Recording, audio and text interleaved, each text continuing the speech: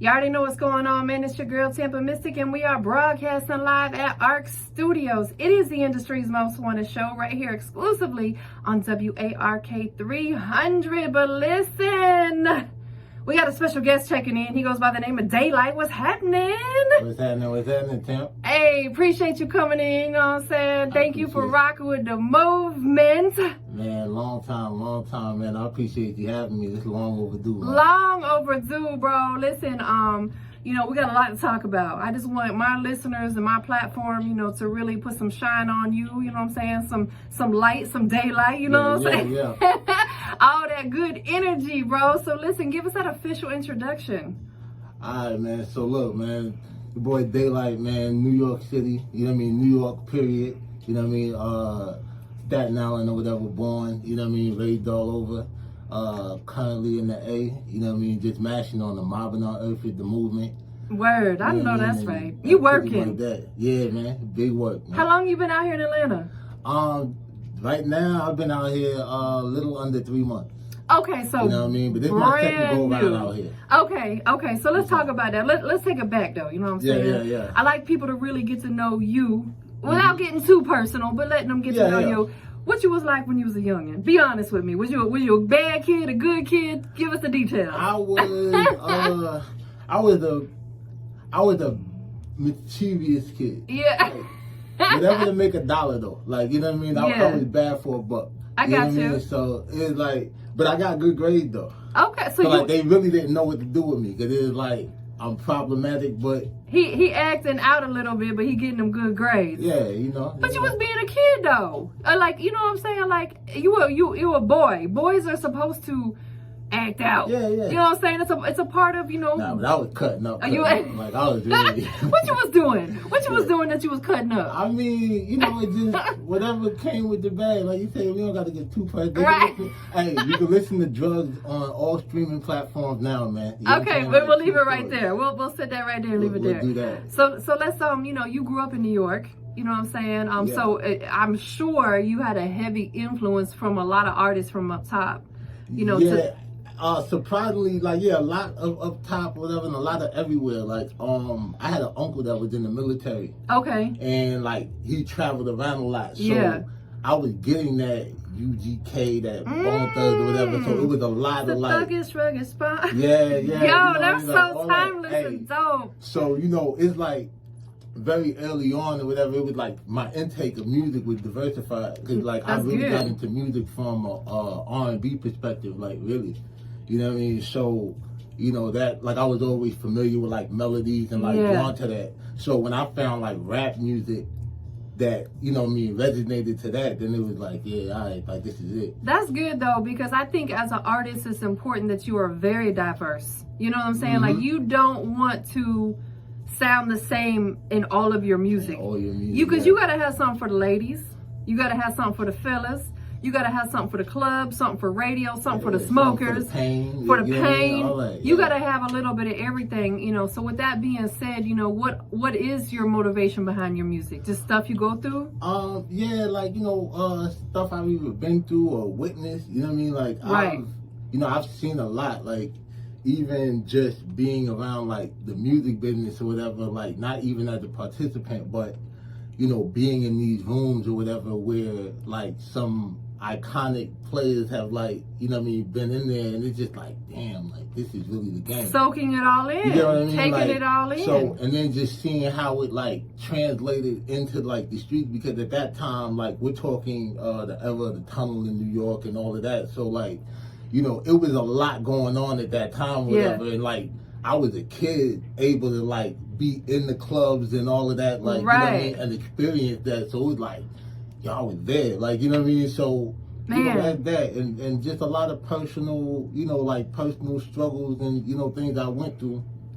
that, you know what I mean. I just, you know, it's not to be cliche, but it is therapeutic, like you know it is absolutely, and the stuff that you experienced, like. You got to be thankful for that, and you would never want to change it. because everything you've experienced shaped you to who you are right now. That's a fact. You know what I'm saying? Like I was in an era, I'm an OG, so I'm like, I was in an era where like 90s hip hop and R&B had a very heavy influence on me, because I graduated high school in the 90s. You get what I'm saying? So like that was my late teen, early 20s in that era. So it's like, you're always gonna remember that. I'm always gonna remember that. And I'm like, I'm so glad I got to experience that at that age. Yeah. Because that's just, to me, is when some of the best music came out. Yeah, I think what's dope for me is like, for all the eras, I was actually living where the music was popping. Yeah. Like, you know what I mean? So like in the 90s, like I was in New York or whatever, I saw that whole Def Jam vein with Hard Knock Life, and you know, when Belly came out, and that was like our Scarface. Yeah. You know what I mean? Like the way we really like connected to it or whatever. Then, I mean, I was living in Atlanta when, you know, T.I. and Jeezy just shot to the thing. And, you know, I always tell people it's a different, when you're in that element, and you're taking that music in, because it resonates, you know what I mean, faster. You were here, you witnessed it firsthand, like of what was going on or whatever. So it's like you watching that whole process, like, damn, bro, like, that seems to be at the Amoco for $10. Right. You understand what I'm saying? Like, right. It's exactly. double platinum now. So you know what I mean? It's like, you know, and that's the whole thing, whatever, man. And, you know, like, shout out to Atlanta, because I mean, I really watched, like, over time, like, just my history of this city or whatever, like, really watching it transform into what it is now, man. Like, it's big. So what brought you back to the A? Was it for music? Yeah, man, because, you know, COVID, I was, so I started working on my project, like, I wrote it, like, I did a bid, I came home, and I really just locked in or whatever. I dropped, like, 2 projects, and then I started working on the D.R.U.G.S project, which stands for Dollars Rule Under God's Shoes. Okay. So, what happened was, I recorded it in January, everything's lit, you know, rollouts ready. You know, I'm about to go to South by Southwest, all that. All that got canceled. So look, I'm in Detroit. Shout out my boy Baby Truth, man. Like, I'm in Detroit, and we working on some music. They start shutting down everything. So I'm like, all right, well, I'm going to go home. So I go back to New York, like, well, I'm going to just chill until it's time to go to South by Southwest. Right, because you were thinking at that time it's going to be open back up by then. Yeah. I'm in the corner store getting a bacon, egg, and cheese. Not the bacon, egg, and cheese from the corner store. Yeah, man. You shout out Pudge, man. Ocean Deli, man. You know what I'm saying? But I'm over there getting the bacon, egg, and cheese. I just see Austin cancel South by Southwest. So I'm like, man, this is a $500 million weekend. Like, yo, right. You know what I mean? So now I'm like taking it serious, like, oh, they for real, like. I think that was the big wake-up call for a lot of people when South by Southwest got canceled. That was like, yo, this shit's really serious. Yeah, this is serious, man. Like, you know, so then I had to re-coordinate, because I was gonna drop on April 20th. You know what I'm saying? Like, so then I was just like, that's why I say I hate setting dates, because it's like you never know what's gonna happen. You cannot anticipate a pandemic. Yeah. Who would have knew? Who would have thunk? We had to rearrange our entire everything based around that. So how did you really rearrange and push through that? So, like, I had to get creative as far as how I was going to market. Like, you know what I'm saying? Because I wasn't going to be on the ground. So I didn't know who was going to last. Like, you got a lot of, you know, in your field or whatever, you know, you got a lot of people. They come and go. You can say it, bro. You can say it. So, look. I've seen it. It's like it is what it is. So I didn't know who was going to last. Right. You know what I mean? Like, not just from a business perspective. I didn't know who was going to get sick.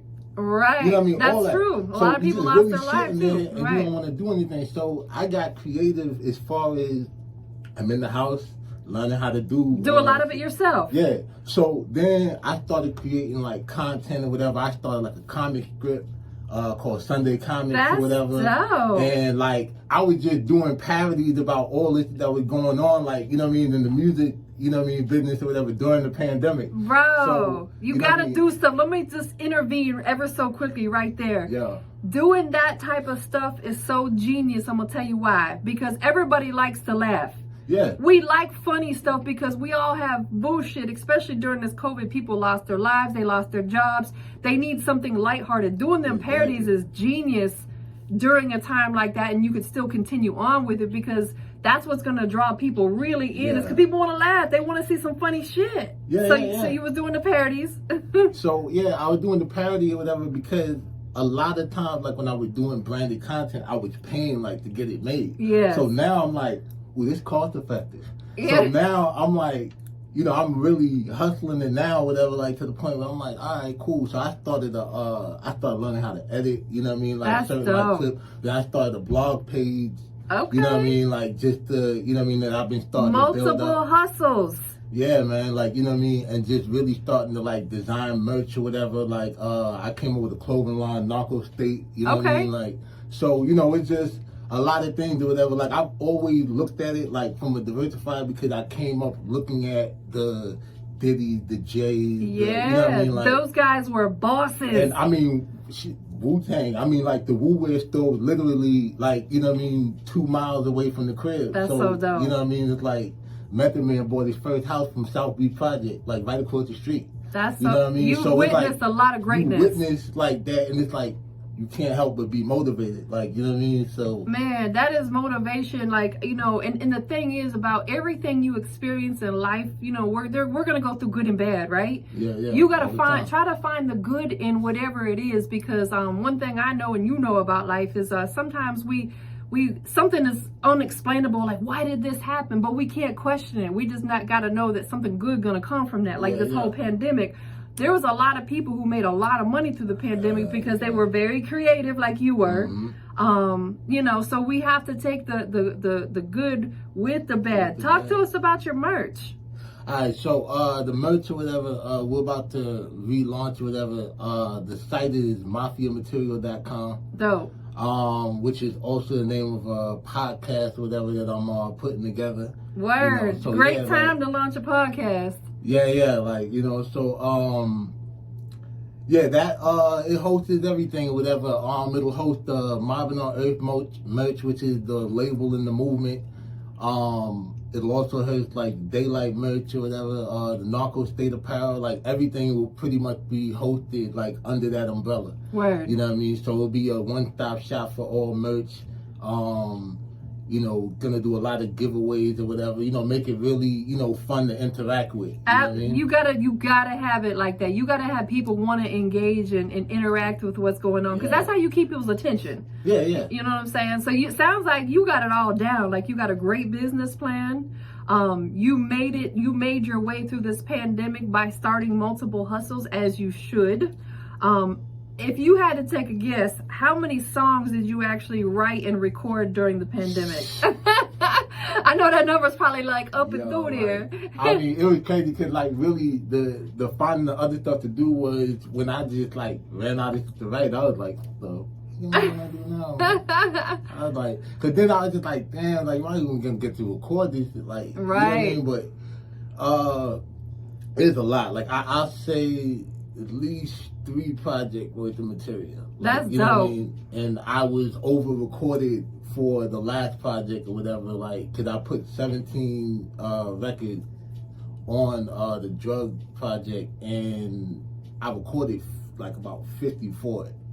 So I still had like shit in the chamber that you got stuff in the vault ready. Yeah, man. Like, you know what I mean? So we mashing right now. I'm just in the stage of getting the visual done, because that was I felt like that was always the missing link for my campaign. Right. You know what I mean? It's like I always had the music. Gotta have the visuals. I mean? We're in that era. But, yeah, like, you know, because I started this like back in the CD era, like, you know what I mean? Yeah. When, you know what I mean? Like, people were still out there passing out CDs and selling CDs and stuff. I mean, so like that was it. Like actually one of the independent like grinders that told me, like, or at least that showed me, like, yo, you really got to get out of here, because this dude had his own sneaker out the mud. And he from your city too. Oh, for real? Yeah, welcome home, Tampa Tony, man. Like, Tampa Tony, that's my bro. That's the dude. Like, I was just looking at everything. Like, this dude had like a weed splitter, all kind of shit. Like, I'm just like, yo, where the fuck did this dude come from? Bro? Yeah, like who is this guy? You know what I mean? But then it just like put the spark in my head. Like, there's a plug everywhere, and at this time, the internet was really starting to become like accessible. Absolutely. You know what I mean? So I was like, man, you look up this whatever where to find like, oh, it's a place in China that is selling it to me 10 cents a unit. Exactly. Right. And that's what you do. Buy it in bulk. So, you know, I start telling people now, like, man, Google is the best plug that you can get. It sure is. Google, and then if you want to learn, go to YouTube. We call it YouTube University. Because, like, shoot, if there's anything I need to know something about, bro, I go straight to YouTube, figure it out. You know what I'm saying? So let's talk about this record that you're pushing right now. It's called Sunset. Yeah. Give us all the details, like who produced it, where is it available? You know, is there a visual people can go check out? All right, so Sunset, produced by Seismic out of St. Louis or whatever, man. Shout out to Seismic. Basically, it's available on all streaming platforms. It's on my new project, D.R.U.G.S, which stands for Dollars Rule Under God's Shoes. Apple Music, Spotify, like anywhere, TikTok it, all that. I need all that love. You know what I'm saying? Like, the record is very personal to me or whatever, because it kind of detailed my intent. So in 2015, I was indicted on drug charges and everything like that. So, you know, my mission was, it was wintertime, it was cold as hell, man. I was in a, you know what I mean? And I was really just trying to run it up, and I was going to mash on them for the summer. Right. Like, you know what I mean? So, like, the whole thing was, you know, I was trying to ride off in the sunset with the bag. Like, you know what I mean? Like the old cowboys and shit. You know what I mean? And then, you know, it's like, I was like, damn, if I got to do what I was going to do that summer, because I was going to shoot a movie, like the whole thing or whatever. So it's like, I was like, man, they'd have been mad at me. You know what I mean? Like, that was just my whole thing. Like, you know what I mean? And the beat was called Sunset. Oh, so you kept it, it made sense for you. My writing process is really like, if a producer sends me a beat and it's named that, you want to try to go it, around it. That's the name of the song. Yeah, so, that's fine. You know what I mean? Like, that was, you know what I mean? That was how I kind of gained my versatility or whatever, in a sense. Because it made me go out the box. Absolutely. You know what I mean? So, you know, so that was that.